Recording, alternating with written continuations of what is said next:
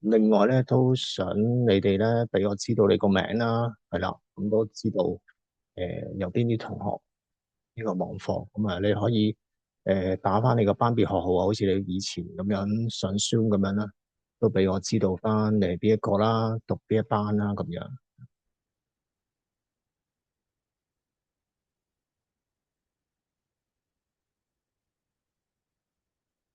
嗱，因為我記得咧喺聖誕，即係你哋考 first term exam 之前咧，我都同你哋温過一兩次書嘅，係啦。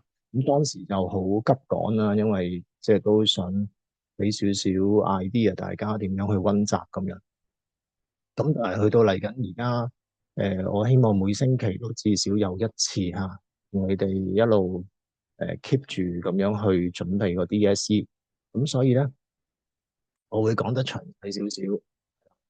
但係亦都唔可能逐版咁樣同大家睇嘅。嗱，呢啲嘅筆記咧，其實我都不斷咁更新嘅。咁啊，update 到2025年啊。咁首先咧，我要俾大家知道咧，呢一個課題叫基礎經濟概念。咁但係喺考試裏邊咧，一啲都唔容易做嘅。咁同埋咧，你都要知道咧，其實做 MC 咧，其實佢個編排咧，頭嗰大概4至5條咧，都係有 basic economic concept 嘅。譬如2025年啱啱啦。咁第一，如果你用翻你嘅 textbook 咧，我都係跟翻啲 chapter number 嘅，你都會見到咧，基本上頭嗰4條咧都係 basic economic concepts。咁另外亦都係 paper two 啦，即係文字題咧，亦都有總共7。咁所以即係佢問嘅嘢一啲都唔簡單嘅啊。雖然佢係講緊基礎概念。咁我今日想同大家講嘅主題係機會成本。咁但係其實咧，相信大家無論你有冇即係做唔做到都好啦，你都一定擺好多時間去做機會成本嘅題目嘅。但係你會發現機會成本嘅題目咧，每條都唔同嘅，係啦。咁究竟點樣去處理咧？嗱，咁如果之前未有時間睇呢份筆記嘅同學咧，我就鼓勵大家咧，點樣去用呢份筆記咧？第一樣嘢，先睇翻咧，我俾大家嘅 typical questions，typical questions。咁所有嘅 typical questions 咧，基本上都係同翻咧 DSE 嘅題型咧係相似嘅。咁所以咧，大家記得要睇 questions 㗎。咁因為 typical questions 咧，除咗似 DSE 題型之外咧，我會做埋所有嘅解釋俾你㗎。係啦，會解翻晒邊個係正確答案啦，同另外嗰啲答案點解錯。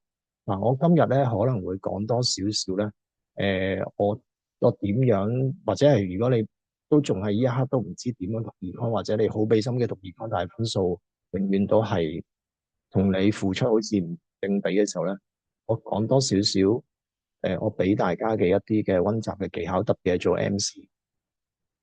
咁做 MC 點樣去？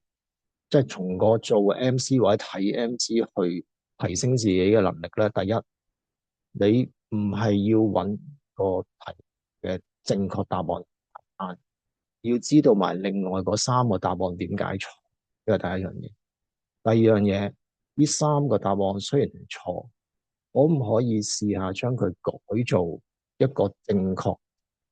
即係話佢而家係錯啫，但呢個句子可以點樣修改，可以令到咧嗰句句子咧係變成一個正確嘅 statement。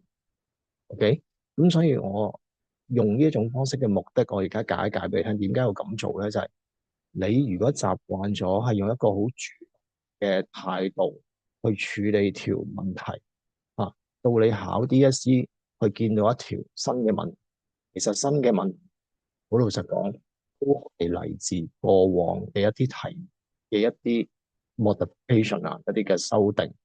咁所以如果當你去做 past paper 或者做我嘅 exercise 嗰個 questions 嘅習慣去修訂啊，另外嗰3個答案喺咩情況底下係啱咧？OK，咁其實你已經習慣咗好主動咁樣去準備一條新嘅題目。除此之外咧，呢個有咩好處咧？就係你可以不斷咁樣咧，係用翻你所學嘅知識，係用嗰樣嘢。咁你用嘅過程有咩好處咧？第一，你會知道自己有咩唔識，我會越嚟越明白係啦嗰樣嘢咧，其實係咩一回事。第二，其實你都唔需要咧係開頭背咁多嘢嘅，係啦。咁所以希望大家能夠抱住呢個心態去做題目啦，係啦。誒咁我而家咧就會開始同大家講一啲最常見嘅 DSE 嘅 opportunity cost 嘅題目啦。而嗰啲題目咧，唔係最簡單嘅，係一啲去到 DSE 程度嘅題目。咁而家咧我就睇一啲咧比較難處理嘅題目。嗱咧，呢份筆記咧，我會 update 翻放翻上去 Google Drive 嗰度嘅。如果大家唔記得咗 Google Drive 嗰條 link 咧，咁你可以咧，我一陣喺 WhatsApp 嗰度咧就 send 翻俾大家。嗱，咁你而家咧你可以攞紙同筆咧就 mark 翻低，譬如個頁數啦，同埋係邊一條嘅 typical questions。OK，咁你可以 mark 低先。咁跟住咧之後咧記得盡快去温翻，温翻。因為你嗰個記性咧好快，15分鐘後啦，30分鐘後你會完全唔記得晒。你呢一堂咧，呢40分鐘其實就冇意思噶啦。OK，嗱，咁我想同大家講一啲比較深嘅個案嘅，係啦。咁呢個個案咧，係 case three 嘅 case three，咁喺筆記嘅第7頁嘅第7頁啊，第7頁 case three，你可以 mark 低先。好啦，咁咧呢一條題目咧係 typical question five。咁咧，通常咧，我哋都會遇到啲情況啦，就話有個人咧就有3個 job offers 啦，咁跟住咧就有3個嘅選擇嘅。嗱，呢一度咧係我自己加落去嘅，考試係唔會有嘅。嗱，其實你加呢個數字咧係更加幫你去明白具體下。有陣時我哋做 MC 咧，你可以加啲數字落去，令到件事具體啲嘅。譬如話，當有個人佢有 ranking 嘅時候。咁其實具體啲點樣表達咧，就係其實 first choice 一定係佢覺得個 value 係最高，OK？咁 value 都可以俾個 number 佢嘅，譬如10啦、7啦或者4，OK？咁佢代表咧個 ranking 更加具體化。嗱，咁跟住咧呢個部分咧就係個題目啦，就話以下乜嘢嘅事件會改變做 fashion designer 嘅機會性啊？嗱，咁首先你要有一個 idea 就係做 designer 嘅機會成本係乜咧？就係嗰個 copywriter，sorry，designer 係啦，就係個 copywriter 啦，係啦，呢個就係個機會成本啦。好啦，咁但係好多時咧條題目難在邊咧？就係有陣時可能老師有陣時都會講得比較快咧，就話咧逢親咧 first choice 有變咧，個機會成本就唔變嘅。嗱，其實呢個講法咧係唔準確嘅。嗱，咁我哋睇一睇啦。咁第一個咧就係話個 small fashion company has grown rapidly 係啦。咁呢個係講緊咩意思咧？就係話咧嗰個首先嗰個 first choice 咧，而家佢間公司發展得好順暢，即係其實暗示可能佢升職嘅機會大啲啦，或者咧呢一個嘅人工有機會會增加。嗱，咁所以點解 opportunity cost 嘅題難咧？就係因為其實佢唔同嘅 expression 喺唔同嘅題目都會出現，咁你就要睇多啲唔同嘅 MC 或者 opportunity cost 嘅 paper two，去提升個意識。咁同埋咧，當大家真係唔識做嘅時候咧，記得 WhatsApp 問翻我，係啦，咁我會解翻俾你聽，係啦。咁喺呢個 case 裏邊的而且確咧，first choice 個 value 係上升咗嘅，value 可能由10升到15，係啦。咁喺呢個情況底下咧，的而且確咧係冇影響到咧 copywriter 嘅 value 嘅，咁所以咧喺呢個 case 裏邊咧就冇影響到個機會性。好，我哋睇 B 啦。咁而家佢話個 marketing firm 咧，marketing firm 即係個 first choice 啦，咁啊增加咗個人工，OK？咁即係話咧個 first choice 嘅 value 咧就上升啦，咁而 first choice 就變成咗 chosen option 喎？點解啊？So that this position become the most attractive。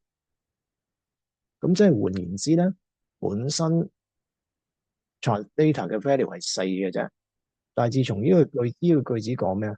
佢話而家咧 marketing firm 即係呢個 translator 嘅 value 咧係甚至高過 first choice 喎。咁如果你俾個 number 佢，就會係高過10，係嘛？即係由4咧就升到超過10，佢可能係12至15。咁所以如果阿嘉明繼續選擇做 fashion designer 嘅時候咧，佢放棄嘅嘢就多咗啦。嗱，因為佢本身放棄嘅嘢係 copywriter，而俾到佢嘅 value 係7啊嘛。但係而家佢個 value 咧，如果佢選擇繼續堅持做 fashion designer 咧，佢放棄嘅嘢咧就唔係7咯，係超過10。咁所以咧，做呢隻題目其中一個技巧，我可以同你分享嘅咧，你可以俾一個 value 落去唔同嘅選項嗰度，讓個情況更加具體。咁你就會掌握到，喺呢個情況底下咧，如果佢繼續選擇做 designer 嘅時候咧，其實佢放棄嘅嘢就會多過之前，因為佢放棄嘅嘢本身係7，而家就超過10。咁呢個都係少少嘅技巧，可以希望幫同學咧能夠具體啲嗱，知道嗰個情況嘅。好，我哋睇埋 C 啦。個 marketing firm has gone bankrupt。咁呢個咧就好簡單啦，都執咗笠啦，都冇咗啦，呢個 first choice 就消失。咁但係冇影響繼續做 fashion designer 所放棄嘅嘢。個 copywriter 呢個 value 係7，呢個冇變嘅，所以 C 咧就唔啱嘅。OK，咁呢個就係一個小技巧啦。咁大家 mark 低第7頁 typical question 5。咁呢個係比較難，或者係可能有啲同學係做嘅。嗱，咁去到呢一度，睇下大家有冇啲咩問題，包括譬如話可能聽得唔清楚，或者我講得太快或者乜嘢咧，你喺翻個 chat room 度講俾我知。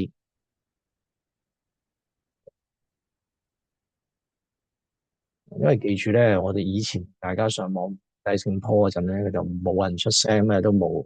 咁但係我希望大家咧，我一開頭所講啦，你哋而家係一齊盡努力去爭取好嘅成績，就希望大家要習慣咧係多啲去表達，去問嘢，係啦，就唔好介意，係啦。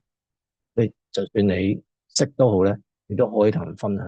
因為你識嗰樣嘢同人分享，其實會令到你學得更加鞏固嘅知識嚇。嗱，另外你都寫低另一條咧，亦都係好多同學做唔到嘅，就係 typical question 6啦。嗱，呢一隻同頭先嗰隻有咩分別咧？呢一隻咧就係講緊個 chosen option 咧出現咗啲改變嘅。嗱，就唔係純粹個 value 改變啦，就唔同咧頭先嗰嘅 option A，因為大家都會成日噶啦，chosen option 嘅 value 唔變，sorry，chosen option 嘅 value 變咧個 cost 都唔變嘅。但係呢啲咁樣嘅口訣咧，我從來都唔係同學去咁樣去記嘅，因為你根本就唔知道你自己背緊啲乜嘢，你根本就唔知道個口訣其實想講係啦。咁所以我基本上我都唔會叫同學咧去死背啲嘢，除非你阿 Sir 我攞 level 2或者我攞 level 3嘅啫，你教我一啲口訣啦，背某啲嘢啦。但係我覺得我哋聖科嘅同學係其實係可以 at least 可以 aim level 5，OK，aim at level 5。誒，所以咧盡量都唔好去背一啲你根本就唔知道乜啊。好啦，我哋呢一個咧亦都係好順，但係嗱咁。我哋睇一睇個個案啦。咁好多時咧，呢一種嘅個案咧，個 chosen option 咧，都係會有一個 money cost 同個 money cost。如果你唔知佢咩叫 money cost 同 non-money cost，你私下再問翻我啦。咁好似喺呢個個案咁啦，咁阿 Coco 就 join 咗一個 swimming course 啦。咁佢跟住就冇講其他嘢噶啦，即係佢冇講其他嘅 option 嘅。咁如果佢就係講緊佢做某樣嘢嘅時候，咁你個努力，因為呢個題目機會成本嚟噶嘛，機會成本就係講緊唔同嘅選項，究竟佢做乜？佢就我哋就再思考究竟佢放棄咗啲乜。咁喺呢一隻題目裏邊，佢就係講話參加游水堂。咁其實佢放棄咗啲乜咧？或者係佢嘅 alternative option 係咩咧？就係佢唔參加咯。就係佢唔上嗰個班，咁唔上游水班有咩做啊？咁當然有好多嘢可以做啦。咁個題目就冇啦。咁總之你就要有個理解就係佢而家上堂，佢另一個選擇就係咁好啦。如果佢唔上堂嘅時候，究竟佢有啲乜嘢唔需要付出啊？嗱，呢一個咧就係做呢隻入邊你需要思考嘅東西啦。但如果佢唔上游水班，有啲乜嘢嘢係唔需要付出㗎？可以喺嗰個 chat room 嗰度打出嚟啊。嗱，或者你可以開咪，係啦，可以開咪咧去講嗱。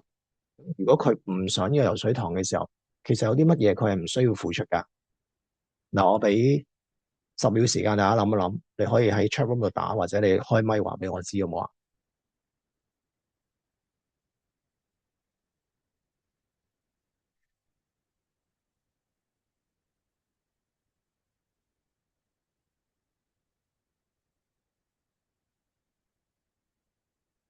好，係啦，咁有同學就話唔需要付出嗰40個鐘頭啦。OK，我想再等多10秒。如果佢唔選擇喺呢個游水班，有啲乜嘢嘢佢唔需要付出啊？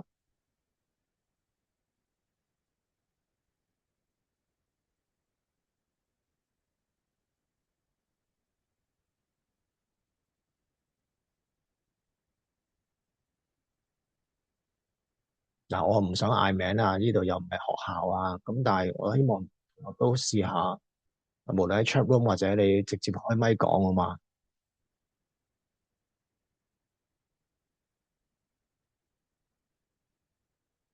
好，係啦，嗱，咁多謝同學回覆啦，咁有同學就話40個鐘頭，即係唔需要付出40個鐘頭，OK？咁另一個咧就係唔需要俾嗰個游水費啊，咁多謝你哋嘅回應啊。好啦，最明顯嘅答案即係最容易理解就係，如果佢唔上游水堂，咁佢咪唔使俾嗰個游水費咯，係啦，即係嗰個 cost fee，係啦，呢就唔需要付出啦。咁另一樣嘢咧，就好多同學咧，呢個咧就係你要學嘅位啦啊！所以你唔講咧，我唔知你唔識點啊。當然啦，我都估到咧，我教咗咁多年，我都知道同學咧，你嗰個有邊啲位係唔係嘅完全掌握準確嘅啊？就係乜嘢咧？就好多同學都話啊，咁我唔使上水班，我咪唔使10個鐘頭。嗱，呢一個講法咧，點樣可以修正翻，令到嗰個表達準確咧？就係呢40個鐘頭咧。其實佢有一啲第二高價值嘅嘢可以做嗱，所以咧，如果你講話，如果佢唔需要上呢個游水班，除咗係唔需要俾呢一個課程嘅費用之外咧，嗰個所謂慳翻40個鐘頭喺經濟學或者係你嗰個答案裏邊點樣寫啦？呢個就係你哋今日要識嘅嘢啦。個表達就係咩咧？就係呢一句：The highest value alternative use of the time。嗱，我好少叫同學去死記啲嘢嘅，但係可能你呢一刻你唔使記住，因為你呢一刻你唔使考 opportunity cost 住，可能你要去到6月 final exam 先考。你而家要明呢個咩意思咧？呢個40個鐘頭嘅咩叫最高 alternative use of 40 hours 嘅 swim cost 就係話，佢除咗唔需要俾個泳班嘅費用之外咧，亦都可以咧。攞呢40個鐘頭去做第二高價值嘅嘢，呢個就叫做 the highest value alternative use of 嗰個40 hours 嘅 swimming course time。OK，譬如可能佢第二高選擇唔游水，佢就同 OK 同佢啲朋友就去食飯咁樣，將可能每堂5個鐘上20，OK 就約朋友去食飯，或者自己去做 gym，OK，又或者佢去做 part time。咁如果佢真係做 part time 嘅話咧，咁呢個 highest value alternative use of the time 咧，就包括埋40個鐘頭嘅人工啦。嗱，所以咧，你一定要將嗰個所謂放棄咗嗰個40個鐘頭咧，第一你要將佢變成一個你能夠攞到分嘅表達方法，因為你有機會咧，你係要寫出嚟嘅，OK，要寫出嚟嘅，所以你寫出嚟嗰個就唔係就咁寫 40 hours 啊。但係好多謝同學你話俾我知，你嘅答案係40 hours。因為當然我都知道啦，大部分同學都係寫40 hours 嘅嗱，所以如果你個腦裏邊你係諗緊40 hours 咧，嗱你今日就學到嘢啦。你個表達應該係話，除咗要即係除咗唔需要付出呢個榮班費用之外，就係亦都可以令到嗰個人做到第二種價值嘅嘢，嗰40個鐘頭，無論係一啲活動又好，甚至係一啲工作，佢係有收入嘅。OK，咁所以嗰個無論有陣時老師佢用呢個字咧，或者喺 DSE 裏邊咧，佢通常會用 non-monetary 嘅，OK 啊，或者叫 money cost 或者 non-monetary cost 啦。我用翻 DSE 嗰個marking scheme 嗰個用字啦。咁咧，所以嗰個 non-monetary cost 咧，唔好有個誤解啦，話明 non-monetary 個 Mr 姐咁，即係同錢冇關啦。嗱，唔係㗎。因為呢條題目佢冇講第二高價值嘅嘢係做乜嘢，但係佢係有機會係包括咩啊？就係可能係有啲工作嘅，咁佢而家放棄咗，為咗健康佢學游水，OK 得唔得？咁所以咧，呢條題目有好多空間俾大家去學嘢，係啦。咁所以我希望同學咧，我 suppose 你想聽完之後快啲去睇，就話而家我俾你嘅 typical questions，OK？我哋而家逐個去睇。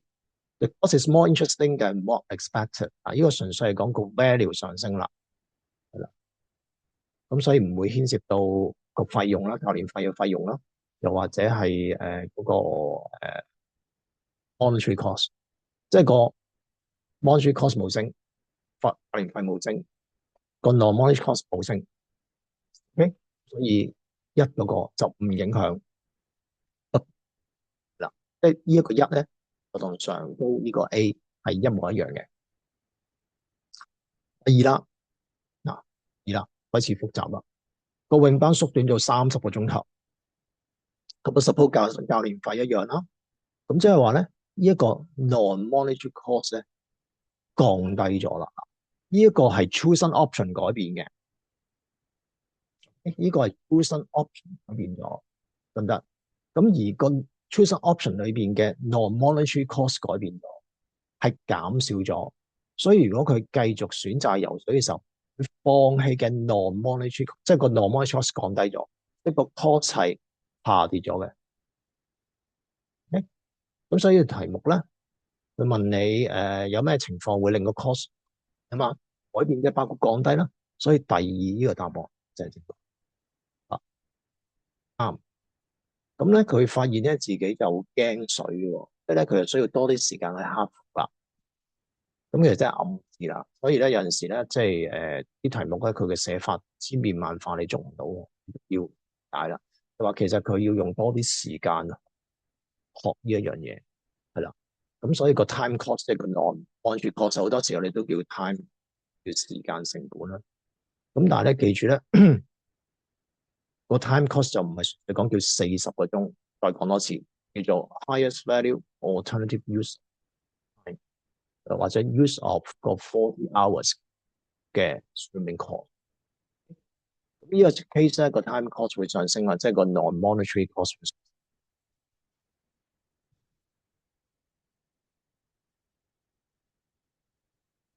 係啦，咁所以個 cost 都會上升。好，即刻做個總結啊！如果你遇到一啲嘅題目，個 chosen option 係牽涉到錢嘅，要付出一啲金錢嘅成本嘅，無論你係上游水班、上 gym、睇電影，OK，去睇 concert，我哋出題咧都係改一個 context 啫，改一個情嘅，但係個餡咧其實都係嗰啲嘢嚟嘅。你今次係講上游水班，我下次考試我可能會出個咩啊？去旅行咁樣，我嘅旅行梗係要俾錢啦，係咪？啊，咁跟住當然都會付出，可能你去一個星期咁樣，個 time cost 係一個星期做唔到地高價值嘅嘢啦。啊，咁你可以我會改個背景資料嘅，但係問嘅嘢都會係啲咁，所以逢親牽涉到個 tuition option 嘅金錢嘅付出，啊，今次係講游水班費用，下次我可以講係個團費、旅行費。，OK，或者係嗰張演唱會飛嘅價格，OK，或者係咩網球比賽啊，之前啲 past paper 都出現過網球比賽。好啦，第二樣嘢就係留意埋嗰個 tuition option，其實佢要用幾多時間去做啊？佢要特別提及，可能搭旅行就可能5日咁樣。咁譬如話演唱會好似呢個 case 咁，就大概係2個鐘嘅。咁而家突然之間就縮短咗，空位延變3個鐘。但係你睇網球就係啦，人哋都唔知幾時打完。OK，你預2個鐘嘅，但係其實可能打咗4個鐘咁樣嘅。OK，飛一樣價錢，但係你個 non-monetary cost 即係 time cost 升咗嘅時候咧，你選擇繼續睇個網嘅機會成本都會升嘅。咁得，咁呢啲都係你要留意嘅地方。咁你會見到咧，我通常教同學一條 MC，我會佢哋係你要準備定去諗到其他類似嘅 scenario。今次係講學一啲學習班，可唔可以有另一啲嘅 context？你頭先講嘅呢啲情況，如果你習慣喺溫習嘅時候，你已經成日去諗啊，我呢個情況可唔可以 transfer 其他 scenario 或者 context 咧？呢個係一個好主動學習，對你去做一條新嘅題目咧，係好大幫助嘅。咁呢個都係今日我會長氣啲講多幾次提你哋，希望你哋慢慢培養翻一個積極主動去溫習嘅一個嘅被動咁樣背咗啲嘢，跟住就覺得自己盡咗力啦。咁其實你係浪費咗你溫習時間。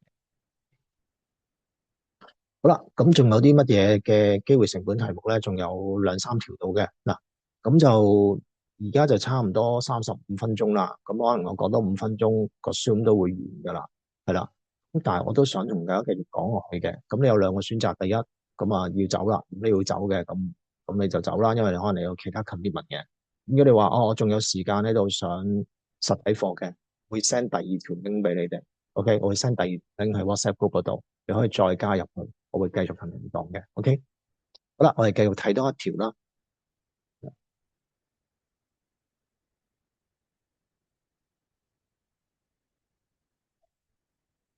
咁另一條咧係牽涉到錢嘅，係啦。嗱，咁呢一條咧，就有啲啊，咁咧佢就講話咧，嗰塊地有唔同嘅用途啦。嗱，咁我都同大家做咗個 summary 噶啦。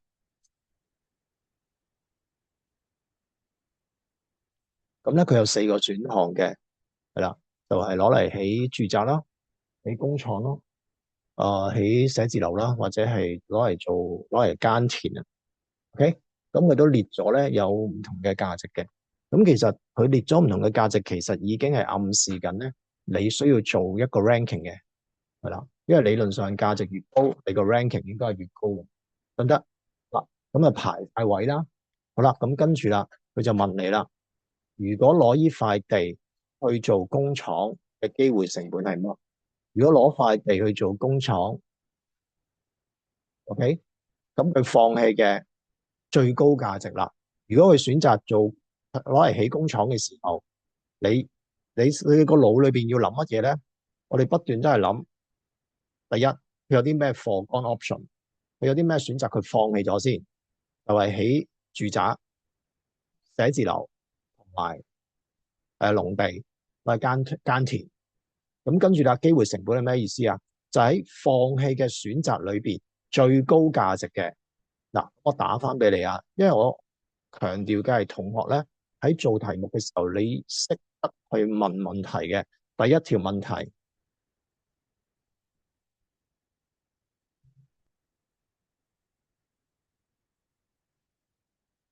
有啲乜嘢 foregone option？第二，OK，喺呢啲嘅 foregone option 裏邊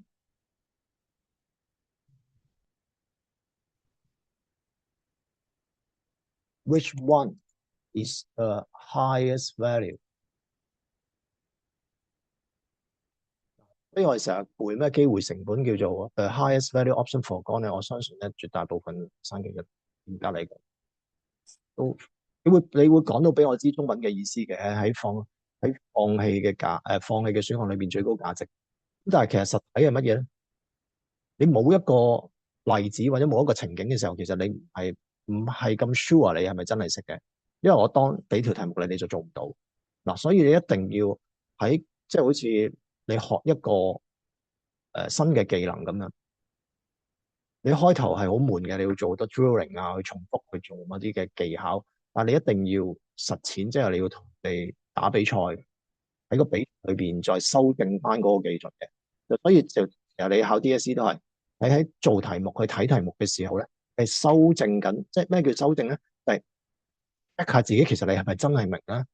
其實你喺不斷做嗰個過程裏邊咧，你係不斷咁修正，跟住以為自己識，但係其實有啲嘢仲未識，跟住再做多兩條，或者之後再隔咗一排再睇翻，哦，我原來個意思咁樣去將嗰樣嘢咧去鞏固，同埋變成咗你嘅知識，係啦，得咁呢個都係我喺今次即係好耐冇同大家上網課段強調嘅地方嚟嘅，即係培養咗呢一個咁樣嘅溫習習慣咧，你做一條新嘅題目，其實你個信心會大好多㗎。